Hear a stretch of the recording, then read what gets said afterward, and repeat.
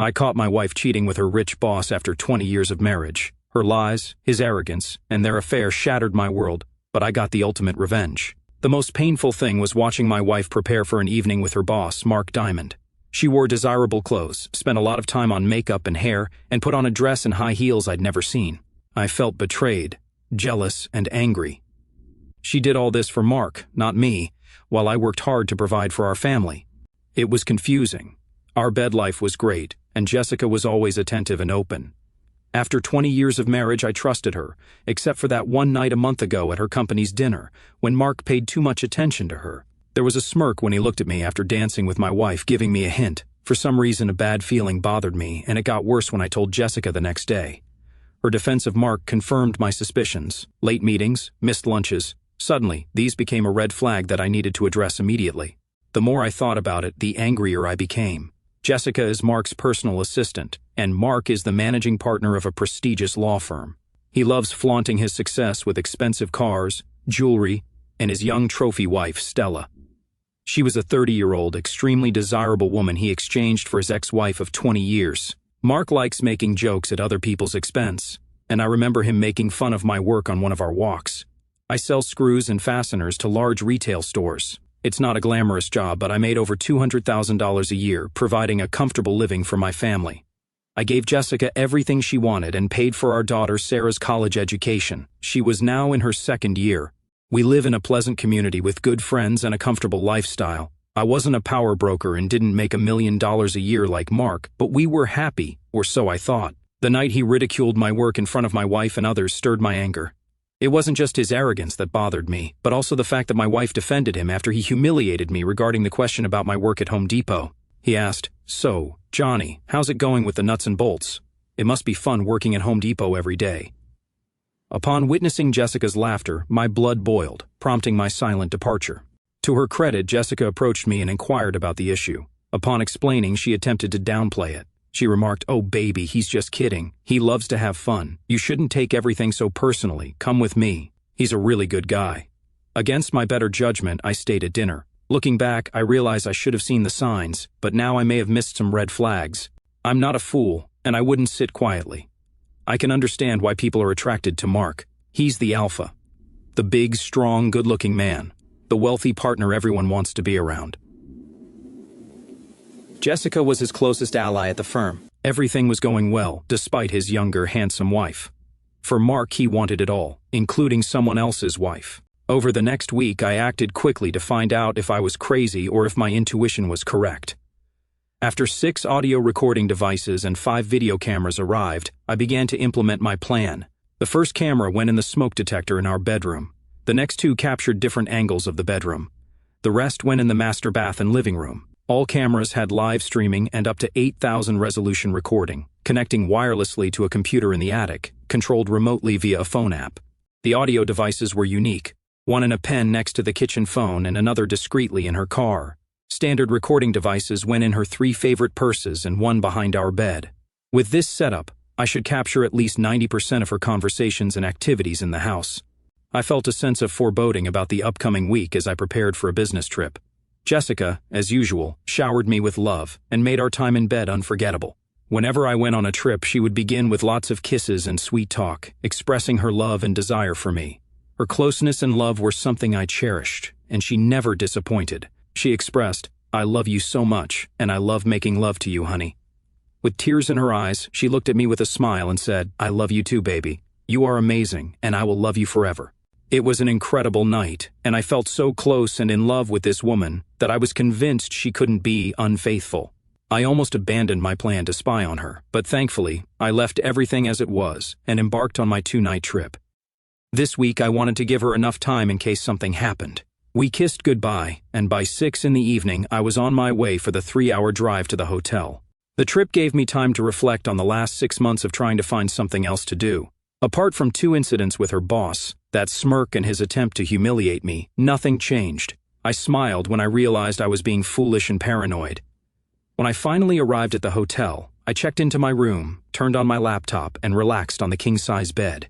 It took a few minutes, and I checked my email for any work messages. Then, I clicked on the link to the server in my attic to view the last 3 hours. I knew there wouldn't be much to see, but I needed to test the remote access system. I played the video at 3 times the speed until I saw my wife in the bedroom, then returned it to normal speed to enjoy watching my beautiful, desirable wife making a phone call. What I didn't expect was the phone conversation with Mark an hour after I left. The video camera captured the audio as I watched her lying on the bed talking to her boss. I could only hear her part of the conversation. As I watched and listened to the videotape, she mentioned that I had left and she was all alone. She confirmed it would be 2 nights this time. They discussed when he could come, considering the risk of his wife asking about his whereabouts. She expressed excitement about the prospect and agreed to spend the night with him, expressing her desire to wake up next to him. After arranging the details, she reassured him that she was all his, and they exchanged words of affection. As I sat there in shock, I couldn't comprehend how we had just made passionate love, and now, an hour later, she was inviting him to spend the night. It left me questioning who this woman truly was. How could she profess love to me and betray me moments later? The unsettling question lingered, is he coming tonight? For the next hour, I watched my loving wife prepare to meet her lover. Watching her shower, put on desirable lingerie, high heels, and makeup after spending 30 minutes fixing her hair was both painful and erotic. I always knew she was a passionate being, but she never dressed like that for me. Anger and jealousy consumed me as I realized she was doing it all for Mark, not her faithful husband. It was hard to believe. The question of whether Mark would come over tonight was soon answered when the doorbell rang. I observed Mark walking into my house and sharing a deep kiss with Jessica in real time, as captured by the video camera. I took a close-up of their kiss, an image that caused me to vomit for the first time that night. He complimented Jessica, remarking, "Wow, baby, you look amazing in that dress. I can't wait to rip it off your desirable body and make love to you all night long." With a wide smile directed at her, their exchange fueled my anger. It transformed into unbearable pain when I witnessed her taking his hand and leading him into our bedroom. The pain intensified as I watched her undress him, revealing a man with a robust physique and 6-pack abs. As I observed this scene, a mixture of jealousy, rage, and anger consumed me, yet a peculiar sense of admiration for their audacity emerged. After the second bout of vomiting, I endured listening to them engage in personal activities for the next hour. Realizing my marriage was over, I acknowledged that I shouldn't have allowed it to bother me, but their conversation proved to be the most painful part of the night. As they lay together, he initiated a dialogue. He mentioned my absence, noting that my husband was away for a few nights, making her all his for the next 2 days. She responded with enthusiasm, expressing her thrill that he could stay the night and how she had wanted to wake up next to him for so long. She confirmed her affection, stating that she loved being with him. He continued with anticipation, expressing his excitement about having her over and over again all night while her husband worked hard. In a moment of self-awareness, she remarked on the situation, calling it foolish. She reminded him to behave, stating that she loved her husband and he was a good person. He questioned their affair, asking why she let him have closeness with her. He mentioned that they were both married and they should just enjoy the time they had together. She agreed, saying it made sense. He confessed his feelings, stating that she gave him more love and affection than his wife or any other woman he had been with. For him, it was more than just closeness. He loved the way she made him feel. Jessica, this revelation caused deep hurt, as the love he spoke of was supposed to be exclusively for me. I continued to witness their interactions as they hugged, kissed, and talked. In another exchange, Mark asked if her husband satisfied her as much as he did. She acknowledged that her husband was a wonderful lover but claimed that he was not like her. He asserted that she did things to him that he couldn't explain. Overwhelmed with sadness, hurt, and a profound sense of loss, I turned off the computer, unable to endure this betrayal in my home, in my bed. I decided to stop listening. After grappling with anger for several hours and experiencing insomnia, I came to the realization that a future filled with pain and the pursuit of revenge awaited me. Upon returning home, everything appeared normal, filled with love and respect, as if nothing had transpired. Jessica greeted me with a big hug and lots of kisses, acting as though nothing had occurred during my absence. However, the love I had always felt for her had transformed into disgust, causing me to shudder at her kiss. Despite my inner turmoil, I played the role of an actor convincingly, striving to appear as normal as possible. I gathered all the recordings and videos, creating copies in the cloud for backup, and crafted an encrypted file on my computer. Over the next 2 weeks, I ensured that every moment Jessica spent with me was purposeful. I kept her busy, deliberately preventing any opportunity for quick encounters or late-night meetings. She even inquired about my next trip, a clear indication that they desired my absence. One morning, while she was driving to work, I overheard their conversation. "When will your husband leave town again?" Mark asked. "I'm not sure, but I'll find out." It's got to happen soon, baby, Jessica replied. Aware of their intentions, I strategically planned a one-night trip to ensure he would come while I was away. The plan started taking shape that same evening as I watched a movie on TV. My cheating wife asked, "Darling, when is your next trip?" Attempting to control my anger, I responded in a joking voice, "Honey, are you trying to get rid of me? Do you have a secret lover who comes when I'm not there?" She maintained her composure, showing no signs of guilt. "Don't be silly. I like it when you're home. I hope you don't have to leave, and I'm wondering if your travel has been cut back." "No, sorry, honey. My job still requires me to travel." "Yes, I have an evening appointment next Tuesday, and I'll be back sometime on Wednesday," I said in a convincing tone. "I hate it when you leave. I wish you didn't have to travel like that. I miss you so much when you're gone," she replied. She then came over, hugged me, kissed me deeply, and made me feel more loved than I can explain. Upon realizing that she was giving the same love to another man, I felt an intense urge to scream and throw her to the floor. However, I maintained my composure and continued to work as usual, knowing that my plan would be put into action the following week. On Tuesday, I packed up for the trip, and Jessica and I had our last session of lovemaking. She kissed me wonderfully before I left that night, and I wondered if she had seen the sadness in my eyes when I looked at her one last time. I noticed her expression change, but I wasn't sure what she was thinking. Instead of leaving town, I returned to my office and parked my car. I then went back to my desk to work late, which was not unusual, and the few people who were there never questioned my arrival. At approximately 7:30, the video camera turned on as Mark entered my house and tenderly kissed my soon-to-be ex-wife. Again, it was showtime. I used a phone app to turn off the video camera, stashed my cell phone in a drawer to avoid GPS tracking, and left the office quietly. I grabbed my folding electric bike from the car trunk. The electric motor allowed speeds up to 30 miles per hour, covering 50 miles on a single charge.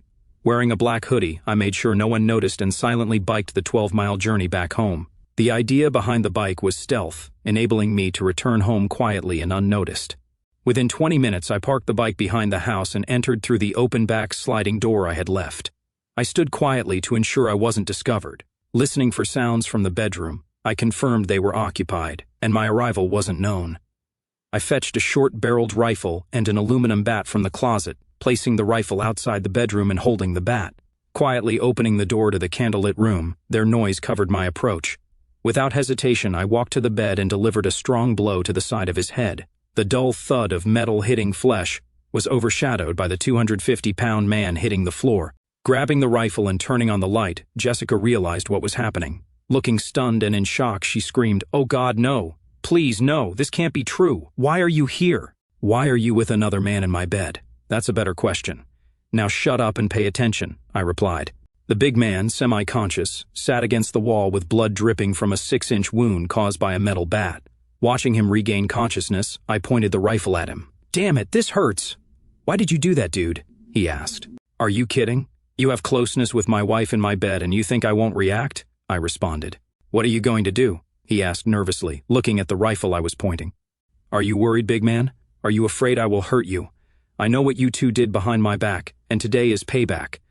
I'm going to do away with you, Mark. Tonight you will die," I said teasingly. "Everything you worked for will disappear. I hope it was worth it, prick. Dude, if you do away with me, you're going to jail for the rest of your life. To hell with this. We will all die tonight." "How does that sound, idiot?" he retorted. I wanted to put the fear of God into both of them. With no plans to do away with them, their fear excited me. Jessica was crying, curled up, trying to cover herself. "Baby, please don't do anything stupid. I love you, I really do. Put the rifle down, and let's talk about this," she pleaded. With an evil grin, I pointed the rifle at her. "Shut up. This is because you wanted adventures outside of our marriage. Whatever happens tonight is all your work," I said. They knew they were in trouble and had to calm me down, or I would injure everyone. The rifle had custom-made loads with 25% salt and 75% capsicum oleae resin pepper spray. I aimed to cause pain, maybe damage, not to do away with them. Though I had no intention of going to jail, I wanted to seriously scare them, making the emotions last. After Big Mark recovered, he tried to rush at me, and I unloaded the first round. The explosion was loud, his screams were louder. A few minutes later, as he sat writhing in pain, bleeding, I explained the plan, kicking him to get his attention. I looked at my soon-to-be ex-wife. "Listen to me, and you too, my cheating wife. I'll leave in a few minutes and you take this loser to the emergency room before he bleeds out. You won't call special services. You'll take him to the hospital in your car. You won't tell anyone how this happened or that I was involved. If any of you say I was involved or knew about your infidelity, the collected video, audio, and photos will go public. Don't fire my ex-wife. She'll need her job after the divorce. If you come after me or she refuses the divorce proposal, everything comes out. Get him to the hospital before he bleeds, and remember what I said. I left the same way I came, fixing the lock and closing the door. I put the bat and rifle in a bag, slung it over my shoulder, and quietly left the area. I threw the bat and rifle into different parts of the river while riding my bike back to the office. I removed the surgical gloves and threw them away. Upon returning to the office, I stored my bike in the car and returned to my desk by 9 in the morning. After that, I set off on my trip, bidding farewell to some CO workers burning the midnight oil. To everyone's knowledge, my car never left the parking lot, and I stayed at my desk all evening. Accusations would be their word against mine, with no proof if they ever pointed fingers. Mark had surgery. He had to shave his head for 18 stitches due to a concussion. According to his story, he last remembered walking home with paperwork to his personal assistant before ending up in the hospital. He told the police he couldn't recall seeing anyone or being injured, choosing to stay silent, aware that I could ruin his life and career. Jessica was extremely upset and didn't utter a word about the incident. All she mentioned was hearing a shot. When she went outside, she found Mark lying there and she rushed him to the hospital, thinking there wasn't time to wait for an ambulance. Neither could explain why he was undressed, and both stuck to their stories. Mark's wife doubted him, causing significant problems. I spent the afternoon removing surveillance equipment, uploading everything to an encrypted cloud server, and tossing the equipment away. Any remaining evidence of their affair was now inaccessible in the cloud. Around 6 in the evening, Jessica entered and found me in the living room with a bottle of my good whiskey. I sat quietly as she faced me on the couch. She looked shattered and sad. I had never seen her like this, and for a brief moment I felt sorry for her. With tears in her eyes, she couldn't bear it and tried to explain everything. "Johnny, what you witnessed was bad, but you need to know I wasn't in love with him. I know it seemed that way, and it must have hurt, but you know me. After closeness, I need connection. It was all for you, baby. When you left, I hated being alone, and Mark kept me company, and yes, it got passionate, but it was just closeness. You have to believe me." My mouth hung open in amazement at the incomprehensible excuse she made.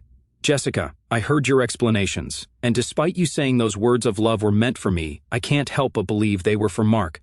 It's over, Jessica. 20 wonderful years wasted because of your boss and your infidelity. We both have to live with your actions forever. Thanks for the pain and suffering you caused me. I'll always cherish it," I said sarcastically. "What do we do now?" she asked, tears streaming down her face. "Well, we're finished. I'll never understand how you did this to me or why. I'll have to live with it forever. There's no way I can forgive what you did, but I'll keep my promise and not expose your infidelity. Sarah and your parents will never know they have such a woman as a mother and daughter. You'll have to explain why we're getting a divorce, but I warn you, don't make me the villain. If you do, it will end badly because I'll make sure everyone knows you're nothing more than a cheating adulteress. I'm putting the house up for sale, and in the meantime you need to find a place to stay. Since you ruined everything, you need to move out. I'm not asking, this is what you'll do. Let me know where to send the divorce papers. Sign the papers and don't resist the divorce. Otherwise, it will be painful for you and your boyfriend." Crying into her hands, she tried to speak. "He's not my boyfriend, and I don't love him. Can't we figure this out? Is there anything we can do? I know it's too late after what I did, but I can't live without you, and I'll do anything to keep us together. I never wanted to lose you. Please don't leave me." "Jessica, if it had only been about closeness, we might have had a chance to mend things through counseling or separation. But what really ended my love for you was that you shared a love with him that was supposed to be just for me. The words you spoke to him destroyed us and everything I felt for you. No, I'll never forget or forgive your betrayal. I never want to see or talk to you again. After the divorce is finalized, you'll vanish from my life forever." After hours of pleading for forgiveness, she left the next morning, staying with her parents until the house was sold. During the following week, the police interrogated me, trying to make me admit involvement. I hired a lawyer, informing them that without evidence I wouldn't answer questions without a warrant. With no proof and an alibi, they left me alone. The incident was eventually reported as a random burglary and assault. Jessica and her family called, begging me to reconsider. I was told she loves me, can't live without me, and is sorry. They urged counseling, but I stopped answering calls, changed my number, and cut all ties. Yes, the loss was devastating. Every second of separation was painful, but I couldn't come to terms with her infidelity. Jessica, a 42-year-old single mother, lived on her salary in a one-bedroom apartment. The pleasant life she once enjoyed was gone. Her daughter and family blamed her for the failed marriage. Now alone, Mark was more focused on saving his own marriage. Treated poorly at work, Jessica was blamed for Mark's physical and marital troubles. Unable to work together, she was transferred to an administrative role with the same pay. Her new job was dull, and she lost her prestigious position working with one of the partners.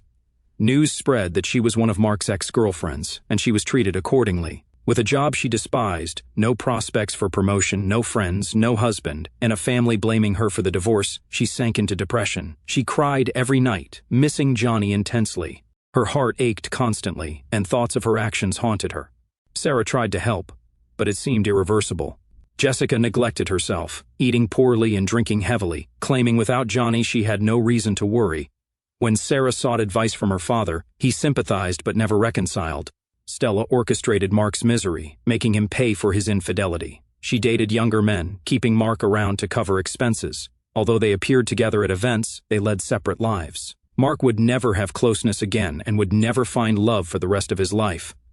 He'd always remember when his life changed due to his desire for someone else's wife. He was incredibly angry with me and wanted to injure me in the worst way possible. However, nothing happened for months. Later that year, I was having a drink with my colleagues when I was attacked and battered outside the bar. My friends came to help, but the attackers left before the police arrived. I spent 2 days in the hospital with broken ribs and 20 stitches. I believe they intended to do away with me, and if it weren't for my friends, they might have succeeded. I knew it was revenge for Mark, and I wasn't surprised at all. 6 weeks later, feeling much better, I called Mark's office. "Mr. Diamond, please," I told his secretary. "Sorry, he's at a meeting. Can I take a message?" she replied. "Yes. Tell him to meet me at Old Oak this Friday at the French Deli across the street." "I'm sorry, sir, I don't schedule appointments with Mr. Diamond. Just leave a message," she said. "Write it down. Friday, 1 in the afternoon, French Deli. Be there alone. Johnny. Just give it to him, and he'll understand what it means." "Thank you," I instructed. Seated at a table facing the door, I waited for Mark. When he walked in alone, I motioned for him to sit. "What do you want?" he asked, ignoring his outburst. I said, "Thank you for coming. Your people did a good job, but they didn't follow through because you ignored my warning. You forced me to act." Handing him a folded paper, I said, "Here's a link to a website created just for you. It operates from Syria with backup servers. It's untraceable. You're screwed. Check it out when you get back to your office." I omitted Jessica's face. She shouldn't pay for your sins. "After viewing the site, think about how your life will change." His anger grew.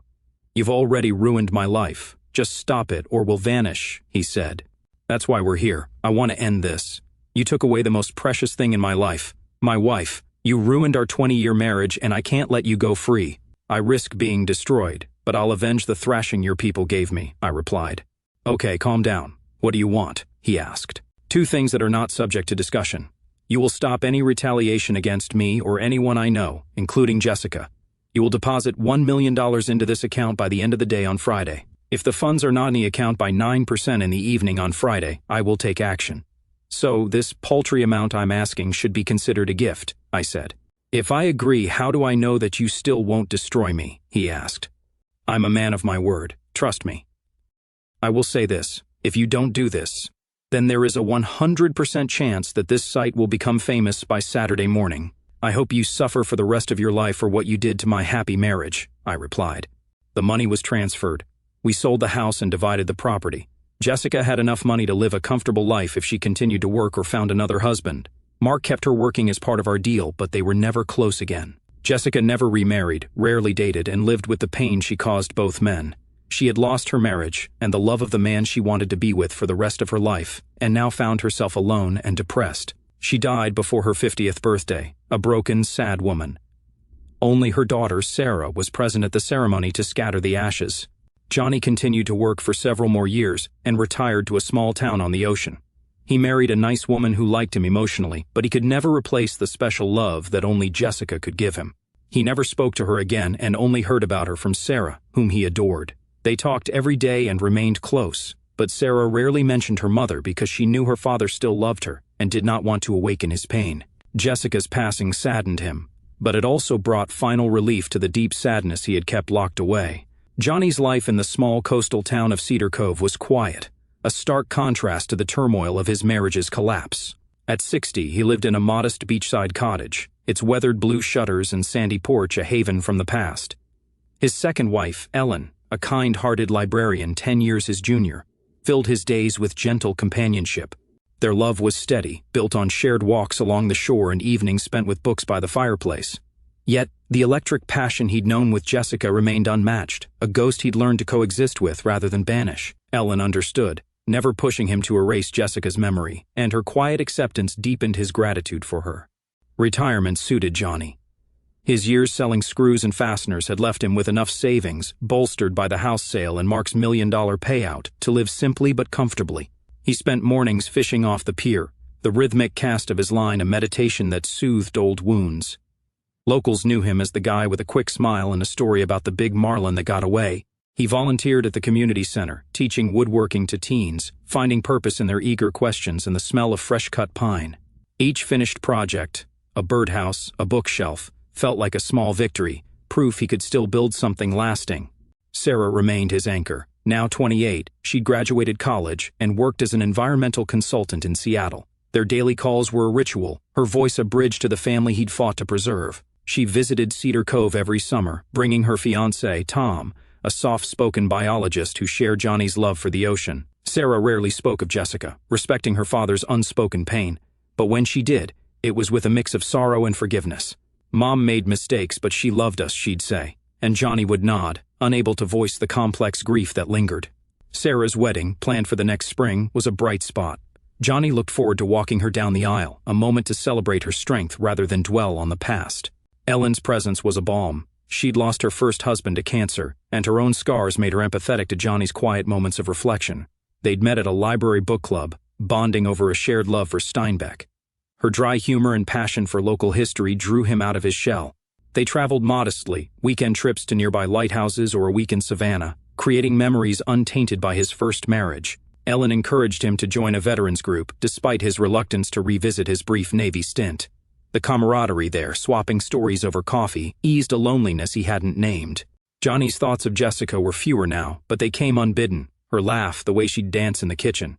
Her death at 48, from a heart attack tied to years of drinking and neglect, had hit harder than he expected. Sarah's call, her voice breaking as she shared the news, stirred a mix of sorrow and closure.